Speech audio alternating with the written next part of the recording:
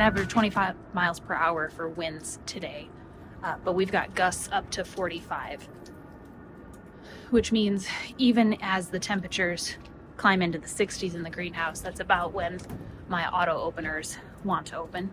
I don't want them to open because I feel like the windows might get damaged.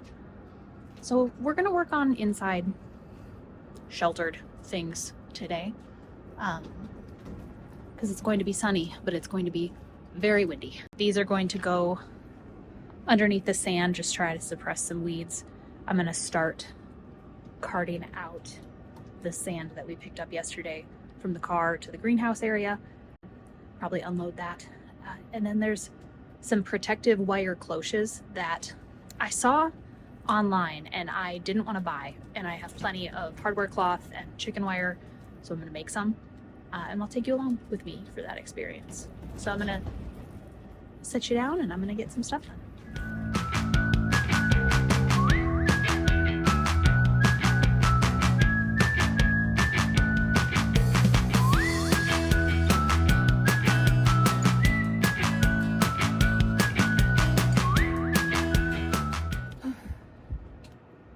So I've gotten the sand placed. I used play sand, inexpensive, will be comfortable to walk on, should retain some heat. And I mixed that with some aquarium gravel. So I purchased black aquarium gravel thinking I wanted to fill the walkway with black sand, but sourcing black sand in bulk is apparently a little bit harder than I am able to figure out for a price I'm willing to pay. So I decided that I would see if I liked the look of just straight black sand, and it was good, but it wasn't quite what I wanted. And so what I ended up doing is buying the play sand. I spread the aquarium gravel on top, and now I rather like the mix of patterns I've got going on.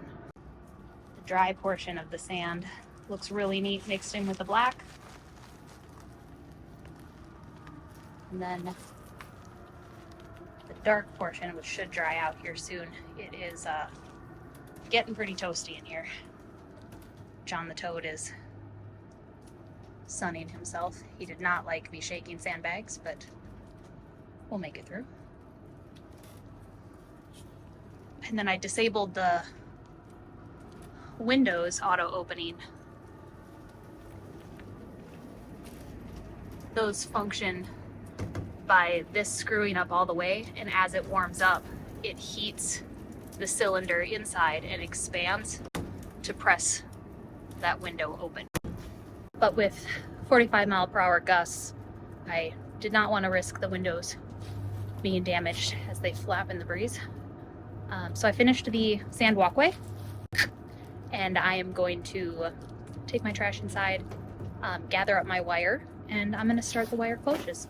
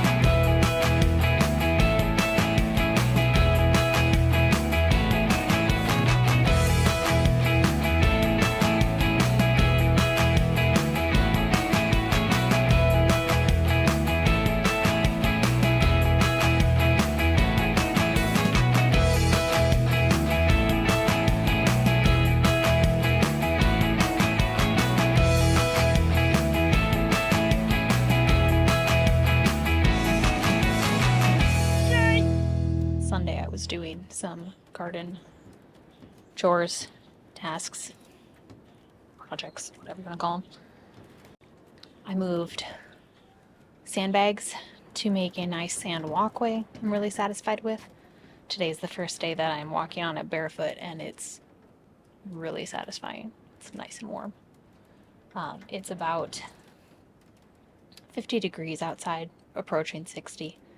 In the greenhouse, it's a good 70 degrees. And because we've got a southeast wind coming in with gusts in the 25-mile-per-hour range today, I only have the north windows activated as auto openers, but that's keeping it cool enough in here that it's not sweltering, so that's very nice. The rest of Sunday I ended up with a migraine, kind of just relaxed inside for the remainder of the day, but that also meant that the rest of my list did not get done, which is a running theme in my life. So yeah.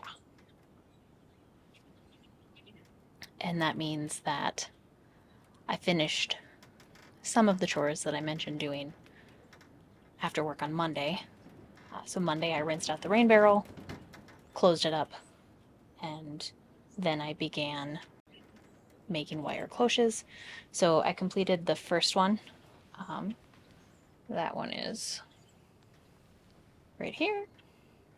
So the idea is that I can place it on top of the plants, and anything larger than this hardware cloth size won't get through. Because the hardware cloth is about 2 feet or 2.5 feet long, and my bed's out in the main garden, I've got some that are 3 feet long. I'm going to make at least 2 more of these so I could set them up in groups of 3. I might make 3 more so I can set them up in groups of 2. But other than that, I'll probably change how the shape is. I want to make some that are almost like little houses, and I want to make some that look like almost like bells, like a traditional cloche would be. And those I'll probably make out of chicken wire. The shapes you want to make are entirely up to you, in what you're trying to cover. The size of the wire is really just about what you're trying to keep out. I plan on putting this over baby brassica family plants, and maybe putting some insect netting on top of that even. I want to reduce the susceptibility to the cabbage moths. Those are prevalent in my area all throughout the summer. So by the time they start dying off, it's fall and then very quickly winter. So my window for growing cabbage family plants without pest pressure from the cabbage moth is really non-existent. And last year, the plants that I had put in to the greenhouse had been outside growing up before they were put under cover, so they were also full of cabbage moth eggs.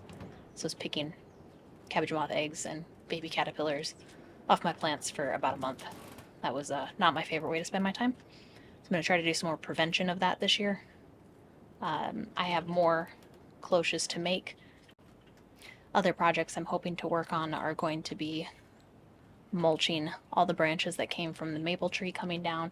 I've got an area that I want to turn into a potato bed there, with further plans to develop that years going on. But for this year, it will be just fine to mulch it down, put the potatoes on top of that, mulch those in, and then when those come out this fall, I can maybe improve that bed next season. The other thing I want to do is a bunch of the rocks that we pulled out from underneath the greenhouse when we did the greenhouse build. I want to use around the, distracted by my bee friend. I want to use around my circle bed that is just behind this door. I want to build that up a little bit. I like using as much as possible plants and garden features as solutions. So I like the breeze that's going to be coming through the door I have on the east side and the door I have on the west side. This will just slow down that breeze, create a little haven for me to sit in, and be really functional. It will elevate some of that soil so that the plants that don't like wet feet can sit at the top. The plants that like shade, wet feet, I'm creating a microclimate for those. So we're going to hopefully work on that as well. But first I have to shift a lot of rocks.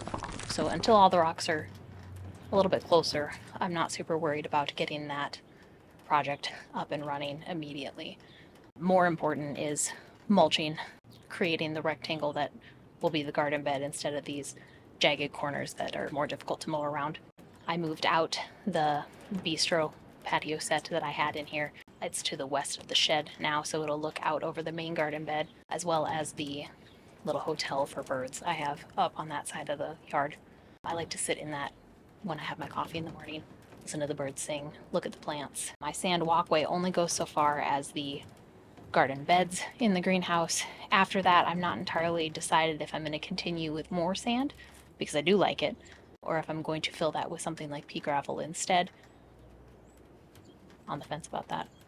I also need to finish out that bench once I've cleared out that space and tidy up my geothermal tubing as well, because I don't necessarily like how that is angled right now. When we had the gusts that were up to 45 miles per hour over the weekend, I wrapped a bungee around those doors because they were not staying closed on their own. I also hung the sheet back up so that any stray wind that was coming through didn't rush over the plants in a way that would harm them. It diffused it a little bit, keeps the plants nice and happy. But my bistro table was sitting in this main area right by that bucket. The bucket's now holding some garbage that I need to empty, but until I'm done tidying up that area, I don't really want to remove that quite yet. And I'm going to elevate the bench a little bit so that I can tuck little Tupperware containers for the frost fabric in here. At the moment, I'm just rolling them up and tossing them on top of the bench. Got a lot of tidying up to do still, but some progress is better than no progress. I also have a little tin container that I filled with some new labels so that it's handily located. Filled up my water barrel, and other than that, I've just been coming out here to enjoy some warmth. We have a couple warmer days this week in the 50s, 60s. Nighttime temps are still getting down to the 30s or 40s. And this weekend, unfortunately, at night it's dipping down to like 27, 28. And then it looks like it warms up again about Tuesday next week, only to dip down again about Friday. As always, it's a couple weeks out, it might change, but at this point, I'm still definitely in danger of frost, so I'm going to have to content myself with hanging out with my green things in the greenhouse instead of planting things outside like I'm itching to. But I've had the first few signs of pollinators coming in with that ladybug on my peppers. She's moved to a new pepper plant, so she's eating her way through the buffet that is currently just hers. I just saw that bee in here. I've seen a couple of those little bitty sweat bees. Those have also been really satisfying to watch go from plant to plant. And I'm sure as soon as more flowers open and I've got the doors or other vents open more frequently, more pollinators will come in. But I'm looking forward to all the projects I can get done before it becomes crazy busy with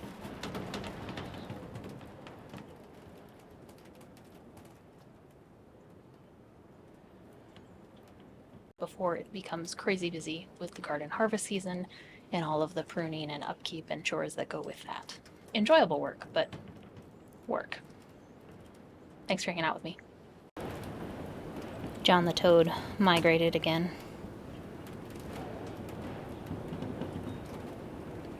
He's a toad of discerning tastes and wants some variety in his view.